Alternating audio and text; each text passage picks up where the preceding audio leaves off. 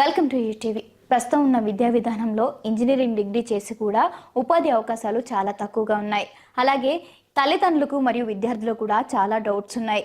ప్రతి ఒక్క డౌట్ను క్లియర్ చేయడానికి మేనేజింగ్ ఎక్స్పర్ట్, కెరియర్ కౌన్సిలర్ అయిన సిఎస్ శర్మ గారు ఈరోజు మనతో ఉన్నారు. ఆయనతో మాట్లాడి మరికొన్ని విషయాలు ఈరోజు మనం తెలుసుకుందాం. Hi sir. హాయ్ అమ్మా. సార్, చాలా మందికి ఒక డౌట్ ఉంటుంది, అసలు ROI అంటే ఏంటి సార్? అసలు దాని గురించి బ్రీఫ్గా ఎక్స్ప్లెయిన్ చేయగలుగుతారా? అంటే return on investment. Okay. Return on investment అంటే when you are spending the money for any business school or MBA, so how much returns actually coming from there అనేది చూసుకోవాలి. అంటే సపోజ్ ఇప్పుడు ఒక 20 lakhs బడ్జెట్ పెట్టారనుకోండి business స్కూల్కి fees పరంగా. 20 lakhs పెట్టినప్పుడు సో కనీసం మనకి ఎంత లేదన్నా ఒక 12 to 15 lakhs అన్నా మనకి రావాలి శాలరీ ప్యాకేజెస్. ఎందుకంటే 20 lakhs దానికే పెట్టినప్పుడు మళ్ళీ ఇంకా అదర్ హాస్టల్ ఫీజెస్ ఇవన్నీ ఉంటాయి. సో ఇవన్నీ కౌంట్ చేసుకుంటే ఆల్మోస్ట్ 23-24 lakhs దాకా అవుతుంది. సో ఆ ప్యాకేజ్ అనేది కూడా డెఫినెట్గా మనకి ఆ రేంజ్లో రాగలిగితే బాగుంటుంది. అందుకని నేను జనరల్గా స్టూడెంట్స్కి అడ్వైజ్ చేసేది ఏంటంటే ఒక 8 to 10 lakhs బడ్జెట్ అనుకోండి. 10 lakhs బడ్జెట్ పెట్టుకుంటే వాడికి 8 lakhs ప్యాకేజ్ వచ్చింది, హ్యాపీ. అంటే వాడు whatever is spending the amount easily within 2 years, అంటే 1 year లేకపోతే 2 years మ్యాక్సిమం అదంతా అమౌంట్ రిటర్న్ రాగలిగితే that is the best ROI అనమాట. సో ఆ రకంగా స్టూడెంటు అది ప్లాన్ చేసుకోవాలి. అంటే ఎంత బడ్జెట్ పెట్టుకోవాలి, ఎన్ని రోజుల్లో మనకు రిటర్న్ వస్తుంది, ఎంత అనేది చూసుకొని కనుక పెట్టుకోగలిగితే బాగుంటుంది. సార్, బిజినెస్ స్కూల్స్లో ఫ్యాకల్టీ అనేది ఎలా ఉంటుంది సార్? మెయిన్ ఏంటంటే ఫ్యాకల్టీ అద్భుతంగా ఉంటుంది బిజినెస్ స్కూల్స్లో. ఎందుకంటే MBA కాలేజ్తో పోల్చినప్పుడు ఏంటంటే MBA కాలేజ్లో ఓన్లీ సిలబస్ ఓరియంటెడ్ కాబట్టి, అంటే అక్కడ ఓన్లీ అకాడమిషియన్సే ఉంటారు. అంటే ఫ్యాకల్టీ అంటే టాప్ యూనివర్సిటీ అనుకోండి, అక్కడ డాక్టరేట్స్ ఎక్కువ ఉంటారు. అంటే ఇక్కడ బిజినెస్ స్కూల్స్లో డాక్టరేట్ అనేది క్రైటీరియా కాదు. ఇక్కడ అంటే PhD అనేది క్రైటీరియా కాదు. ఇండస్ట్రీలో ఎక్స్పోజర్ ఉండాలి, ఎకడమిక్గా కూడా మంచి స్ట్రాంగ్గా ఉండాలి. ఈ రెండు ఉన్న వాళ్ళే ఫ్యాకల్టీగా వస్తారు బిజినెస్ స్కూల్స్లో. సో మీకు ఎందుకు అంటే ఇది వాడికి ఆల్రెడీ ఇండస్ట్రీలో ఎక్కువ వర్క్ చేయడం వల్ల వాళ్ళకి ఎక్స్పోజర్ ఉంటుంది. అంటే ఈజీగా వాళ్ళు ఫ్యాకల్టీ అనేవాళ్ళు they can share their knowledge with students.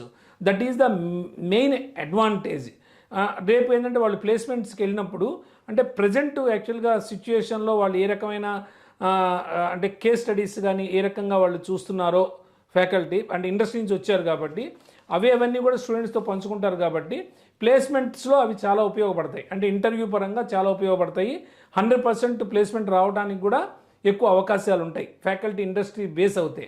అందులో కూడా కొన్ని బిజినెస్ స్కూల్స్ ఎలా ఉంటాయంటే కొంత ఇంటర్నేషనల్ ఎక్స్పోజర్ ఉన్న ఫ్యాకల్టీనే తీసుకుంటాయి. ఎందుకంటే వాళ్ళు ఫ్యాకల్టీగా రావాలంటే అక్కడ అంటే అదర్ కంట్రీస్లోనే వర్క్ చేసి ఉండాలి ఫ్యాకల్టీ, లేదంటే వాళ్ళ ఎడ్యుకేషన్ అదర్ కంట్రీస్లోనే చేసి ఉండాలి. దీనివల్ల అడ్వాంటేజ్ అంటే ఫ్యాకల్టీకి మంచి ఎక్స్పోజర్ ఉంటుంది. ఆ ఎక్స్పోజర్ ఉండటం వల్ల కమ్యూనికేషన్ మంచి స్ట్రాంగ్ ఉంటారు. కమ్యూనికేషన్ స్ట్రాంగ్ ఉండటం వల్ల స్టూడెంట్ కూడా ఈజీగా అడాప్ట్ అవుతాడు వాళ్ళ టీచింగ్కి. సో ఇవన్నీ క్రైటీరియాతో బిజినెస్ స్కూల్స్లో ఫ్యాకల్టీ అనేవాళ్ళు రావడం జరుగుతూ ఉంటుంది. ఇంకొకటి ఏంటంటే ఫ్యాకల్టీ అనేది పర్మనెంట్ ఫ్యాకల్టీ అనేది బిజినెస్ స్కూల్స్లో ఓన్లీ 50% ఉంటారు. రిమైనింగ్ 50% ఫ్యాకల్టీ అనేవాళ్ళు ఇండస్ట్రీ నుంచి వస్తారు. అంటే ఇన్హౌస్ ఫ్యాకల్టీ 50%. అంటే అవుట్ సైడ్ అంటే ఇండస్ట్రీ నుంచి వచ్చే ఫ్యాకల్టీ గెస్ట్ ఫ్యాకల్టీ కానీ లేకపోతే పర్మనెంట్గా వీళ్ళు ఫ్యాకల్టీతో ముందే అగ్రిమెంట్ తీసుకుంటారు, ఈ సెషన్స్ మీరు కవర్ చేయాలి అని. సో ఆ టాపిక్ వాళ్ళు కవర్ చేసి వెళ్ళిపోతూ ఉంటారు. వాళ్ళకి అవర్కి ఇంతని వాళ్ళు పే చేస్తారు. సో ఈ రకంగా ఉండటం వల్ల క్వాలిటీ అంటే టీచింగ్ ఆఫ్ క్వాలిటీ కూడా ఎక్కువగా ఉంటుంది. దానివల్ల కూడా స్టూడెంట్ బెనిఫిట్ అవుతాడు. MBA కాలేజీలో ఏంటంటే కంప్లీట్గా ఫుల్ టైం ఫ్యాకల్టీనే ఉంటారు. దానివల్ల ఏంటంటే స్టూడెంట్ ఓన్లీ వాళ్ళకి రియల్ ఎక్స్పీరియన్స్ తక్కువ ఉంటుంది ఇండస్ట్రీలో, ఓన్లీ థియరిటికల్గానే ఎక్కువ ఉంటుంది. అంటే ప్రాక్టికల్ ఓరియంటేషను తక్కువ ఉంటుంది MBAలో. వేరేజ్ అండ్ PGDMలో కంప్లీట్లీ ప్రాక్టికల్ ఓరియంటేషన్ ఎక్కువ ఉంటుంది. ఏ రకంగా తీసుకున్నా సరే స్టూడెంట్ 100% బెనిఫిట్ అవుతాడు. Sir, value added courses and certifications ఏ రకంగా ఉంటాయి సార్? అంటే వాల్యూ యాడెడ్ కోర్సెస్ అనేవి చాలా ఇంపార్టెంట్. వాల్యూ యాడెడ్ కోర్సెస్ ఎందుకు ఇంపార్టెంట్ అంటే ప్రతి స్టూడెంట్ కూడా వాళ్ళ డిగ్రీ కంప్లీట్ చేస్తారు. అది బీటెక్ కావచ్చు, లేకపోతే BBA కావచ్చు, లేకపోతే MBA కావచ్చు, లేదా PGDM కావచ్చు. కానీ అందరికీ ఒకటే డిగ్రీ ఉంటుంది కాబట్టి డిగ్రీతో పాటు what you have additionally certifications అనేది అంటే what you have additionally values అనేది చూస్తారు. అంటే ఇప్పుడు నువ్వు మీ డొమైన్ బట్టి అంటే జనరల్గా PGDMలో స్పెషలైజేషన్స్ ఉంటాయి. more than 40 డిసిప్లిన్స్ వరకు ఉంటాయి. డిపెండ్స్ ఆన్ యువర్ డిసిప్లైన్ అంటే మీ స్పెషలైజేషన్ బట్టి ఆ సర్టిఫికేషన్స్ మీరు తీసుకోగలుగుతారు. సపోజ్ బిజినెస్ ఎనాలిటిక్స్ అనుకోండి, ఆ ఎనాలిటిక్స్ వాళ్ళు ఏ కంపెనీ అయితే ఎనాలిటిక్స్ కోర్సెస్ ఆఫర్ చేస్తుందో వాళ్ళతో కాలేజీ వాళ్ళు టైఅప్ అయ్యి స్టూడెంట్కి ఆ సర్టిఫికేట్ ఇవ్వడం జరుగుతుంది. అంటే స్టూడెంట్ ఇంటర్వ్యూకి వెళ్ళినప్పుడు ఏంటంటే ఈ డిగ్రీతో పాటుగా ఎన్ని సర్టిఫికేషన్స్ ఉన్నాయి అంటే సర్టిఫికేషన్ అనేది it is a proof you are the expert in particular domain, అంతే కదా. ఒక సర్టిఫికేట్ ఉంది అంటే డెఫినెట్గా అది ఈజీగా రాదు, అది వాళ్ళు ఓన్లీ ట్రైనింగే ఇస్తారు ఫ్యాకల్టీ, బట్ ఈ has to appear the exam buy online. So ఆన్లైన్లో వాడు క్వాలిఫై అయిన తర్వాతనే సర్టిఫికేట్ వస్తుంది. సో బిజినెస్ స్కూల్స్లో ఏంటంటే ఆల్మోస్ట్ 15 to 20 సర్టిఫికేట్స్ ఇచ్చే బిజినెస్ స్కూల్స్ కూడా ఉన్నాయి ఓన్లీ పీజీడీఎం డిగ్రీతో పాటు. సో దానివల్ల ఏంటంటే రేపు ప్లేస్మెంట్స్లో శాలరీ ప్యాకేజెస్ కూడా చాలా ఎక్కువ ఉంటాయి. అంటే జనరల్గా అవేమీ లేకుండా ఉంటైతే 4-5 lakhs ఇచ్చేవి, సర్టిఫికేషన్స్ యాడ్ అవుతే ఆల్మోస్ట్ 8 to 9 lakhs దాకా వెళ్తుంది ప్యాకేజీ. తర్వాత కూడా స్టూడెంట్ కెరీర్ గ్రోత్ కూడా ఫాస్ట్గా వెళ్తుంది అనమాట. అందువల్ల కంపల్సరీగా వాల్యూ యాడెడ్ కోర్సెస్ అనేది కంపల్సరీగా ప్రతి బిజినెస్ స్కూల్లో కూడా పీజీడీఎంతో పాటు యాడ్ చేస్తారు. సార్ బీ స్కూల్స్లో చదవాలంటే స్టూడెంట్స్కి ఎలిజిబిలిటీ క్రైటీరియా ఎలా ఉంటుంది సార్? అంటే ఎలిజిబిలిటీ అంటే అడ్మిషన్ ప్రాసెస్ అంటే స్టూడెంట్కి యాక్చువల్గా ఏంటంటే అసలు అడ్మిషన్ ప్రాసెస్ ఏంటంటే చాలామంది స్టూడెంట్స్ పెద్ద కన్ఫ్యూజన్ ఏంటంటే అందరూ క్యాట్ ఎగ్జామ్ రాస్తేనే మనకి బిజినెస్ స్కూల్స్లో చదవగలం అనుకుంటారు. బీ స్కూల్స్లో అట్లా ఏం కాదు. యాక్చువల్గా క్యాట్ రాయొచ్చు, జాట్ రాయొచ్చు, స్నాప్ రాయొచ్చు, సిమాట్ రాయొచ్చు, మ్యాట్ రాయొచ్చు, లేదంటే ఇవేవీ లేకపోతే ఆత్మ ఎగ్జామ్ ఉంటుంది. సో ఆత్మ కూడా ఆల్మోస్ట్ ఈక్వల్ టు మ్యాటే, ఎందుకంటే అది కూడా ఆల్ ఇండియా బిజినెస్ అసోసియేషనే కండక్ట్ చేస్తుంది. సో దీనివల్ల ఏంటంటే మనకి ఆటోమేటిక్గా స్టూడెంట్కి ఏంటంటే అవి ఏంటంటే మ్యాట్ ఎగ్జామ్ అడ్వాంటేజ్ ఏంటంటే మనకి ఇయర్లీ 4 times ఉంటుంది.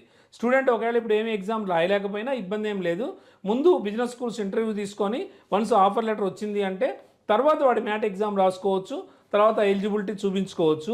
అది పెద్ద క్రైటీరియా ఏం కాదు.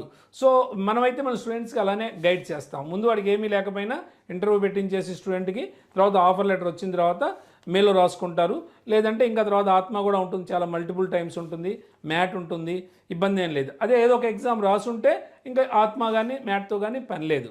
సో అంటే ఈ అడ్మిషన్ ప్రాసెస్ ఎలా ఉంటుందంటే ఫస్ట్ ఏదో ఒక నేషనలైజ్డ్ ఎగ్జామ్ ఏదో ఒకటి క్వాలిఫై ఉండాలి. చెప్పాను కదా ఆ ఎగ్జామ్స్లో ఏదో ఒకటి. దాంతోపాటుగా నెక్స్ట్ బిజినెస్ స్కూలు వాళ్ళు ఇంటర్వ్యూ చేస్తారు, అంటే గ్రూప్ డిస్కషన్ పర్సన్ ఇంటర్వ్యూ అంటాం, GDPI. సో వాళ్ళు ఇంటర్వ్యూ చేసినప్పుడు స్టూడెంట్ అందులో పర్ఫామ్ అవ్వాలి. అంటే వాళ్ళు సాటిస్ఫై అవుతే వీళ్ళ ఇంటర్వ్యూకి అప్పుడు వాళ్ళు అడ్మిషన్ లెటర్ అనేది కన్ఫర్మ్ చేస్తారు. సో వన్స్ అడ్మిషన్ లెటర్ వచ్చిన తర్వాత టోకెన్ అమౌంట్ పే చేయాలి స్టూడెంట్. అది డిపెండ్స్ ఆన్ ఇన్స్టిట్యూషన్. కొన్ని ఇన్స్టిట్యూషన్స్ అయితే 1 lakh పే చేయమంటాయి, కొన్ని 50,000 పే చేయమంటాయి, కొన్ని బిజినెస్ స్కూల్స్ అయితే జస్ట్ 25 పే చేయమంటాయి.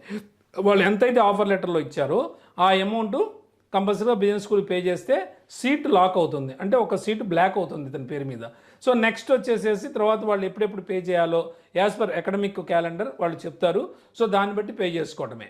సార్ బీ స్కూల్స్లో పీజీడీఎం కోర్స్ చేసిన స్టూడెంట్స్కి ఫ్యాకల్టీ ఎలా ఉంటుంది సార్? అంటే వాళ్ళకి ప్లేస్మెంట్స్ కానీ సంథింగ్ ఏదైనా వాళ్ళు హెల్ప్ చేయగలుగుతారా, లేదంటే యూనివర్సిటీ నుండి ఏమైనా హెల్ప్ దొరుకుతుందంటారా? డెఫినెట్గా అసలు బిజినెస్ స్కూల్స్ కాన్సెప్టే ప్లేస్మెంట్స్, అంటే దాని మెయిన్ ఫ్లేవరే ప్లేస్మెంట్స్ లేకపోతే ఇంకా అసలు బిజినెస్ స్కూల్ సర్వైవ్ అవ్వదు. అంటే రెగ్యులర్ MBA కాలేజ్లో లాగా ఇప్పుడు యూనివర్సిటీస్లో కానీ కాలేజెస్లో కానీ ఏంటంటే ప్లేస్మెంట్తో సంబంధం ఉండదు, MBA డిగ్రీ అలా రన్ అవుతూ ఉంటుంది. కానీ బిజినెస్ స్కూల్స్లో ఏంటంటే అట్లా ఉండదు. కంపల్సరీగా పీజీడీఎం అంటే కంపల్సరీగా ప్లేస్మెంట్ ఉండాల్సిందే.